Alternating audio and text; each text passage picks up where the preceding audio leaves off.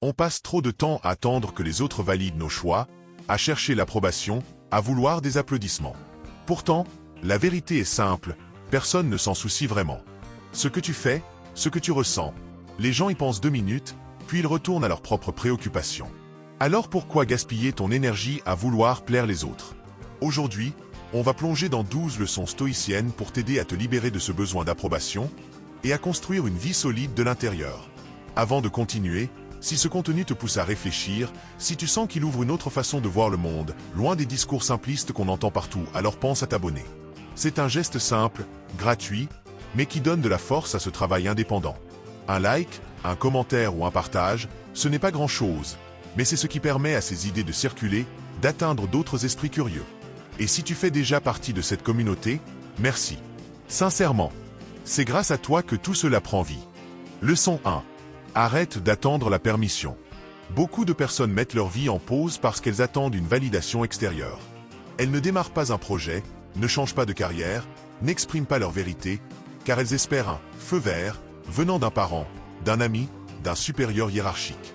Exemple moderne. Quelqu'un veut créer une chaîne YouTube, mais il attend que ses amis disent « bonne idée ». Il perd des mois, parfois des années, à attendre une approbation qui ne viendra jamais. Leçon stoïcienne. Marc Aurèle disait « Tu as pouvoir sur ton esprit, pas sur les événements. Réalise cela et tu trouveras la force. » Tu n'as pas besoin d'une autorisation extérieure. Ton esprit est déjà ton champ d'action. Il est néanmoins important de ne pas négliger les conseils des autres, car la réussite ne se construit jamais seule. Leçon 2. La validation est une prison. Chercher constamment à plaire est l'une des pires dépendances. Les stoïciens considéraient la recherche d'approbation comme une chaîne invisible. Exemple moderne. Tu publies une photo ou un projet sur LinkedIn et tu surveilles compulsivement les « likes ». Tu te sens bien s'il y en a beaucoup, mal s'il y en a peu. Ton humeur devient esclave d'algorithmes et de regards extérieurs. Exemple historique. Sénèque écrivait des lettres à Lucilius pour l'encourager à ne pas se laisser capturer par l'opinion publique. Il rappelait que la foule admire souvent des choses sans valeur réelle.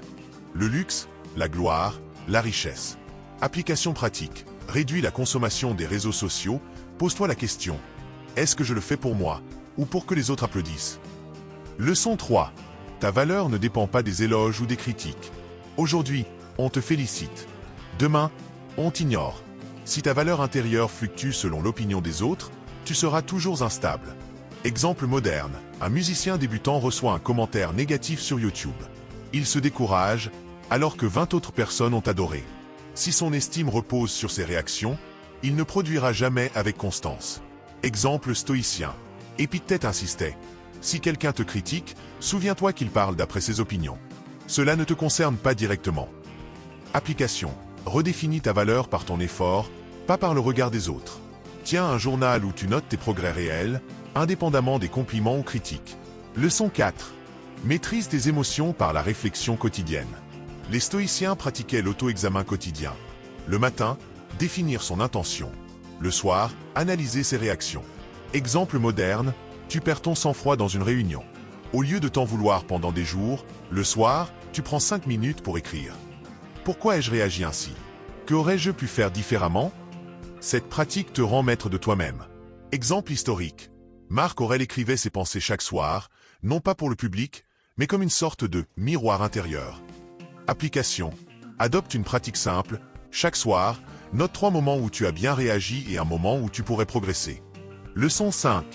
Développe un état d'esprit inébranlable. La vie est faite d'imprévus. Le stoïcien cherche à bâtir un esprit qui reste stable face aux tempêtes. Exemple moderne. Une crise économique frappe, les marchés s'effondrent. Certains paniquent, vendent tout, sombrent dans l'angoisse. Celui qui a cultivé son calme cherche des solutions, restructure son budget et garde son équilibre mental. Exemple stoïcien. Épictète, né esclave, n'a jamais cessé de cultiver une liberté intérieure que personne ne pouvait lui ôter. Application. Pratique la visualisation stoïcienne, Proméditatio Malorum. Imagine le pire scénario, perte d'un emploi, critique, rejet, puis prépare ton esprit à rester solide face à cette éventualité. Leçon 6. Transforme la douleur en croissance. Sénèque affirmait « Les difficultés fortifient l'esprit, comme le travail renforce le corps ». Exemple moderne. Après une rupture, tu peux sombrer dans l'amertume, ou t'en servir comme opportunité pour mieux te comprendre, redéfinir ce que tu attends d'une relation, ou investir du temps dans ta croissance personnelle. Exemple historique. Marc Aurèle perdit plusieurs de ses enfants en bas âge, mais il transforma sa douleur en méditation profonde sur l'impermanence et la force intérieure. Application. Chaque douleur contient une graine de croissance. Pose-toi la question, que puis-je apprendre de cela? Comment puis-je devenir plus fort grâce à cette épreuve? Leçon 7. Utilise le rejet comme une redirection. 1. Non n'est jamais une fin. C'est une réorientation. Exemple moderne, tu postules à un poste et tu es refusé. Cela te pousse à en chercher un autre, qui finalement s'avère être plus en accord avec tes talents. Beaucoup de carrières brillantes sont nées de refus. Exemple stoïcien. Épictète, rejeté de la liberté par son maître, utilisa l'adversité pour développer une philosophie qui inspire encore aujourd'hui. Application. À chaque rejet, écris immédiatement. Qu'est-ce que cela m'ouvre d'autre comme possibilité? Leçon 8. Vivre selon tes principes, pas selon les opinions. Les opinions des autres changent comme le vent. Tes principes doivent être ton encre. Exemple moderne, on te propose un marché douteux qui peut rapporter gros. Tes amis disent « accepte », tout le monde le fait. Mais si tu trahis tes principes, tu te condamnes à vivre avec un poids intérieur. Exemple stoïcien. Marc Aurèle, empereur de Rome, aurait pu céder à la corruption et aux excès. Pourtant, il s'efforçait de rester fidèle à la justice et à la modération. Application. Définis 3 principes non négociables dans ta vie, par ex. Honnêteté, discipline, respect, et juge tes choix à travers ce filtre. Leçon 9. Le monde t'oubliera vite. La peur du jugement est une illusion.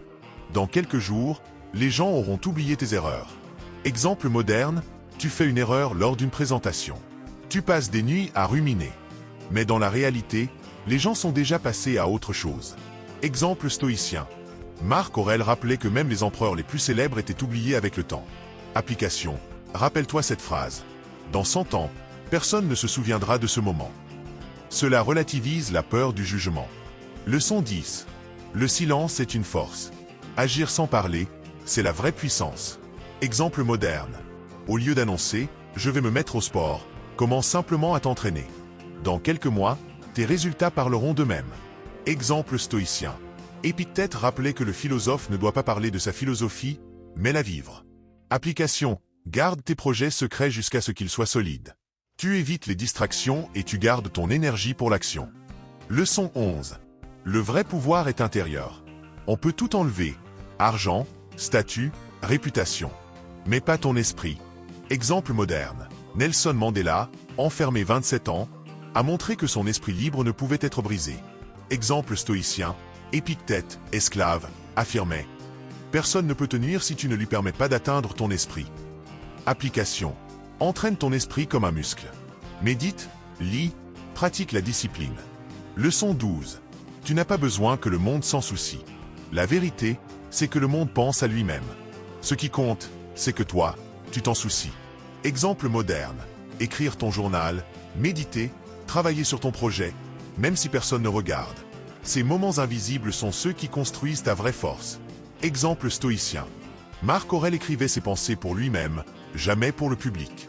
Elles sont devenues un trésor de sagesse. Application. Consacre chaque jour un temps pour toi, sans partage sur les réseaux, sans besoin d'applaudissements. Pour conclure, la vie devient plus claire quand tu cesses d'attendre l'approbation extérieure. Les 12 leçons stoïciennes nous rappellent que la liberté ne vient pas de l'opinion des autres, mais de notre force intérieure. Si ce contenu t'a parlé, abonne-toi, partage et écris en commentaire. Quelle leçon t'a le plus marqué ?